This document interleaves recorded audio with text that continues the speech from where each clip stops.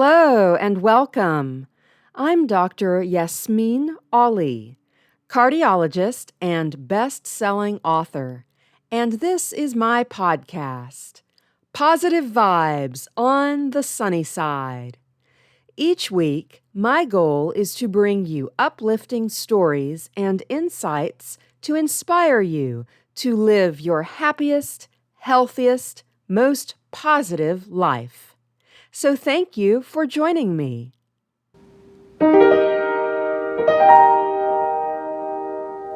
This is a Positive Vibes to Your Health episode. Now, I know you know this, but I have to say it anyway.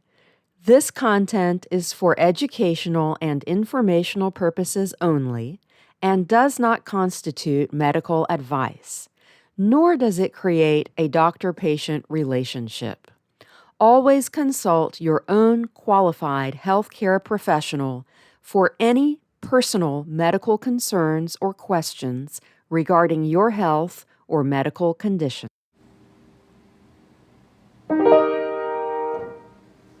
Today, I want to talk to you about optimism. You know that optimism is the foundation of my Positive Vibes model. And it's the first pillar of my ORCHID Method. That's O for optimism, R for resilience, C for creativity, H for health, I for integrity, and D for determination. Now, you may hear me refer to this as healthy optimism, and that has a double meaning. Being optimistic in a healthy, realistic way, not being delusional or Pollyanna-ish, but having a positive mindset. It doesn't mean bad things don't happen or that you never have a down day. It's about your overall mindset and how you view the world in general and your approach to life. And it's also healthy because it is actually and scientifically healthier to be an optimist. So let's talk about that. Why is it healthier to be an optimist? And did you know that optimists live longer than pessimists? Why is that?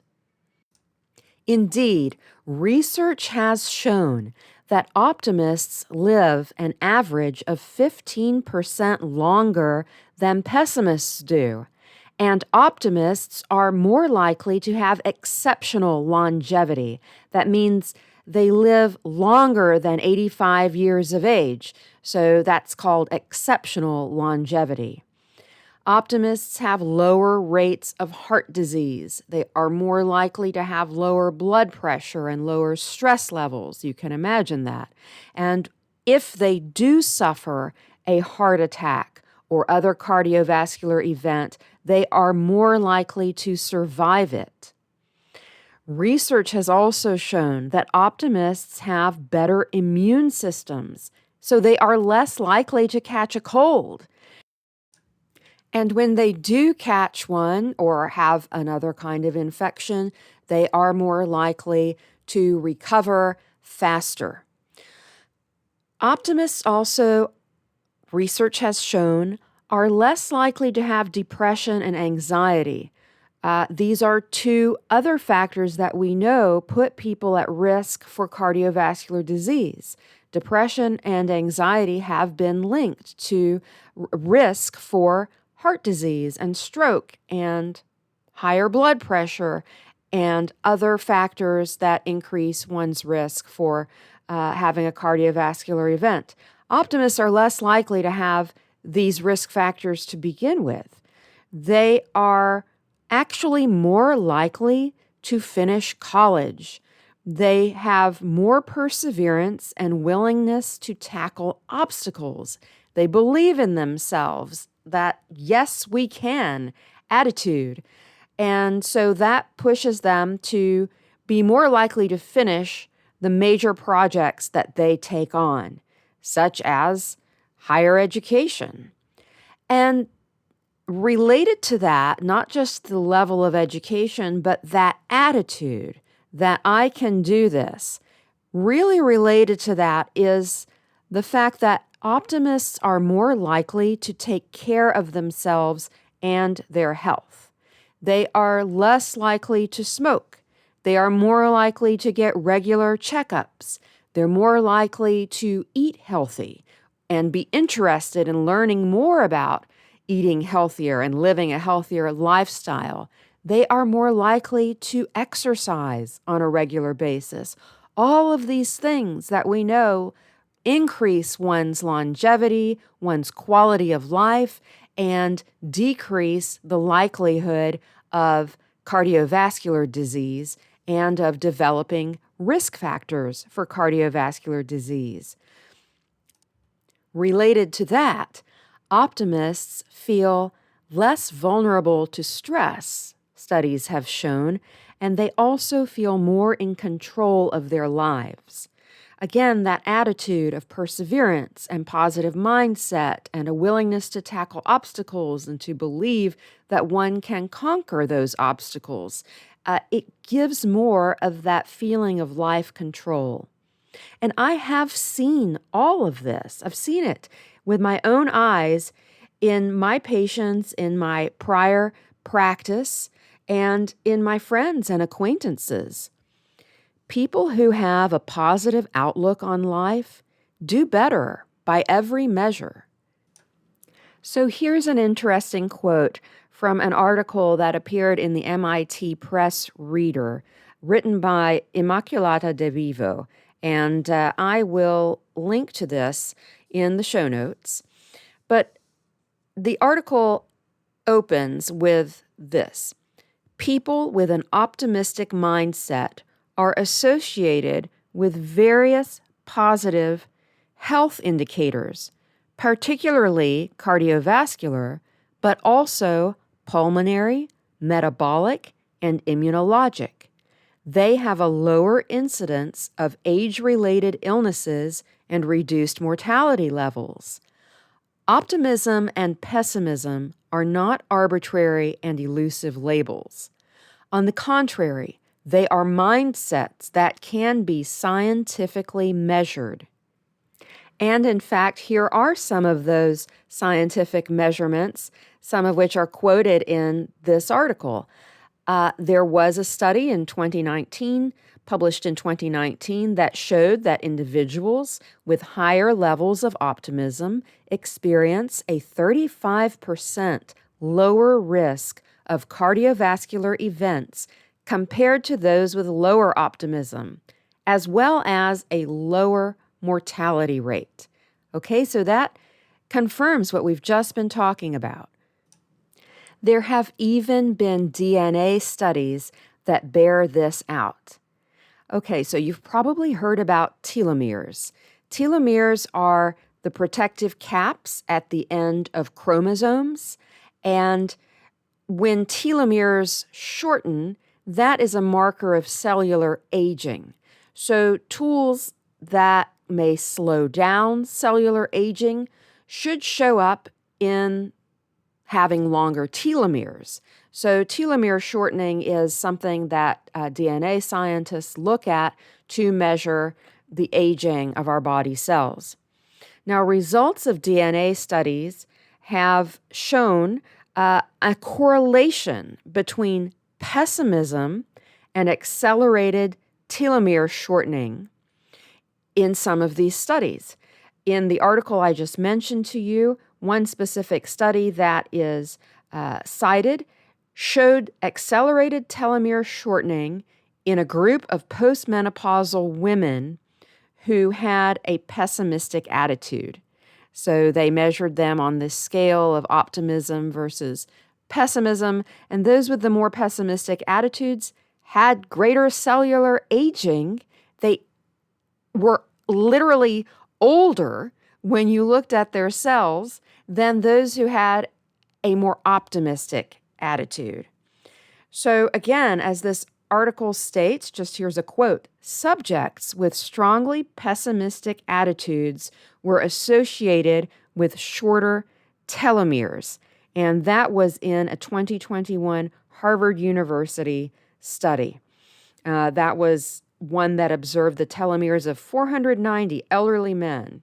So we've seen it in both women and men then. Optimism can actually be protective for our health and longevity. In fact, that association with pessimism affecting health outcomes adversely is not something new. I'll give you an example of an anecdote that my father, a surgeon, used to tell me. He got to the point in his career where he had seen enough of the effects of pessimism on patient outcomes that when he visited with a patient the day before an operation, if the patient said something like, "Doc, I know I'm not going to make it," he would cancel the surgery. He would not go forward on a surgery on a patient who felt, for whatever reason, and we know things about our bodies intuitively too, so there is that. But he would not go forward on a patient who said something like that, "I know I'm not going to make it through a surgery." And I have heard other surgeons say this as well, that a patient's attitude and state of mind going into a surgery really affects their outcome and their recovery when they come out of surgery. So there's that. Another anecdote I can relate to you is from my mother, who's also a physician. She would often talk about the self-fulfilling prophecy, how she would actually see patients who believed they were going to get a disease or condition or get worse in their condition, and they really felt they had no hope of improvement. And indeed, they wouldn't improve, or they would get that condition that they were so worried about. And she called this, the self-fulfilling prophecy. We've all heard of that. So please don't discount the connection, the mind-body connection, and the connection between your mindset and your physical health. Okay, so how does one become more optimistic and cultivate a more positive outlook, worldview, and mindset? Well, there are so many ways to do this. I'm going to give you just 5 that I've found will absolutely lead to a more positive frame of mind. They're all backed by science, too. Number 1, spend more time with positive people and limit the time spent with negative ones. Now, this may be tough. It's going to take a little soul searching and reflection because it might mean finding new friends. Ask yourself, are the people I'm spending time with lifting me up or bringing me down? Do I feel better when I spend time with this person or group of people? Do I feel good about myself? Or is something off? Or do I always come away feeling down or not quite as good as when I started out? Or maybe I was in a good mood and now I'm not in such a great mood. Those are all indicators. If it happens consistently, then that is probably not a positive environment for you. So think about this hard. Think about the company you keep. It really does make a difference in your life. Number 2, stop doom scrolling. Limit your news consumption. If you've followed my Positive Vibes newsletter for a while, you know that I always try to highlight good news and share that with you because one of the things we want to counteract with positive vibes is the wealth of bad news out there that seems to be in our faces everywhere we turn. This seems to be something that, it attracts clicks, it attracts interest, and it's, the whole media environment of clickbait and social media is part of this, I'm afraid, that has heightened the 24/7 news cycle that's often just bad news that we see. And it's too much for the human brain to take in and to always be on this heightened alert about things that are happening that are completely out of our control. It's not conducive to maintaining a positive mindset, let me tell you. So consider this. Do you remember newspapers? Do you remember when we used to get our news from newspapers or from the 30-minute segment on the evening, nightly news or morning news on television?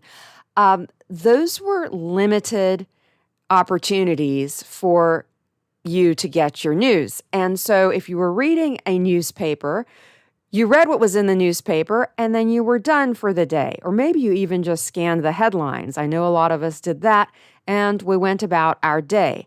There wasn't the opportunity with the physical paper to, if you saw a story that was about doom and gloom, there weren't all these links that you could click on to more doom and gloom and more stories and horrible things and what you need to be concerned or anxious or worried about.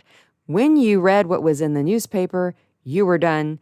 And if there was something that really concerned you that you needed to know more about, you would have the resources, you would find the resources to get more information about what affected you in particular.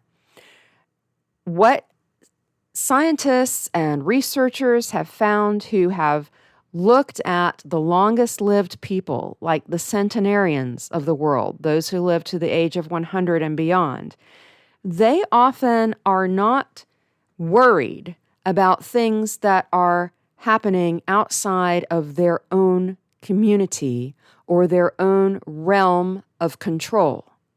They don't spend a lot of their day worrying about things they can do nothing about or consuming information about these things that they could do nothing about. So think about that when you're on social media or you're going down a rabbit hole on the internet, which it's so easy to do. Try not to do that, okay? That affects your ability to be optimistic about life and about the world and to have a more positive mindset. Try to focus on what's most important for you, what's right in front of you, what's your next best step for you, and how you can help your neighbor and be of service in your community. This will really help you be a more positive, optimistic person in the long run and help you to cultivate a more positive attitude. It will also certainly help you feel more in control of your life and in your capabilities to do what you can to make your world a better one. And this is a good moment to share with you a post from Seth Godin's blog. Seth Godin is an internationally best-selling author, marketing guru, business guru, very wise individual, and I will link to this post from Seth's blog. The title is Doom Scrolling. Being informed is a virtue. It helps us make better decisions and encourages us to take action. Getting hooked on an endless scroll of media inputs is not the same as being informed. There's long been a business model of urgent news. For instance, man bites dog. But now it's been leveraged, amplified, and optimized to suck people in for hours at a time. And division is much easier to sell than progress. If it's not helping you take action to make things better, what's it for? And I couldn't have said it better myself. That's from Seth Godin's July 20th, 2020 post on his blog. And he continues to talk about this in more blog posts. Seth blogs every day. You can subscribe to his blog. I do. And it's very readable and very pithy, wise information. So I'll link to that in the show notes. So once again, to put this into practice, a practical application for you for this second step is to limit your news consumption. Think of limiting it to just 30 to 45 minutes a day from all sources. I really don't know, unless it's your job to be on top of all of the news, I really don't know that most of us need more than that. So look at the headlines or scan the stories that are most important to you and go on with your day. Okay, number 3, be grateful. Cultivate an attitude of gratitude. In the second episode of this podcast, you heard from Patty Damesworth. And when I asked her, as I do all my guests, how do you keep on the sunny side? Patty, as one of the things she said, was she starts the day with gratitude, with the things that she is grateful for. And that is a great practice to maintain a positive mindset. Again, research and studies have shown over and over that an attitude of gratitude really does affect your health, your mental and physical health, in a favorable way. So do give thanks. Do be grateful for the things that are good in your life. And I think if you practice this on a daily basis, take some time. For me, I do it when I'm going to sleep at night. Many people do it with their bedtime prayers. For me, it is a type of prayer. You may do it when you wake up in the morning. Some point during your day, you should think of at least 3 things in your life or that happened that day that you are grateful for. So that's the third way to have a more positive mindset and be more of an optimist. A fourth way is to pursue your passion and have a purpose. And I will be talking about this a lot more because it ties directly into the first couple of books I'm writing in this new series I'm working on, my Steps to Success series, which will be the first books in my Positive Vibes books imprint. And we'll talk more about that later, but think about what your purpose in life is. I will include a link in the show notes to a book that I have found very helpful in following a purposeful life. It's a book by Richard Leider called The Power of Purpose. Find meaning, live longer, better. And again, I'll include a link in the show notes. But think about your purpose.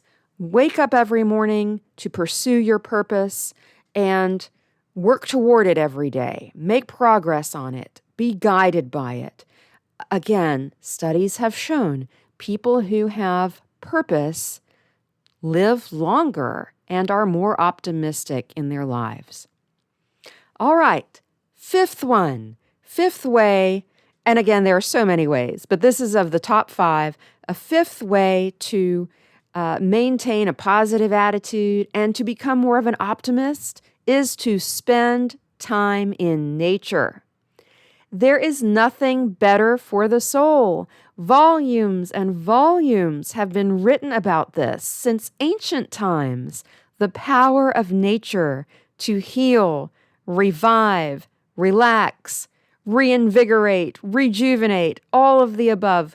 So find a way, even if you just go and sit on a park bench, find a way to get outdoors. Put your phone away. Don't be looking at a screen. Absorb the sounds and the sights and the feeling of being in nature. That never fails to put people in a positive mood. So again, there are many ways to increase your optimistic mindset. Those are just 5 of them. We'll be talking about more of them as we go forward. And with this podcast, you'll be hearing from a lot of people who have found ways to live a more positive life. And when you subscribe to the Positive Vibes newsletter, again, I'll put that link in the show notes, you'll receive a free positive living ebook guide from me at Positive Vibes. So Go ahead and sign up for the newsletter and make sure you get that guide that has many more ways to live a positive life. Here's a quote to take with you. It's by Walt Whitman. Keep your face always toward the sunshine, and shadows will fall behind you. So, I'm going to ask you, just as I ask all of my guests the final question of every episode, how do you keep on the sunny side?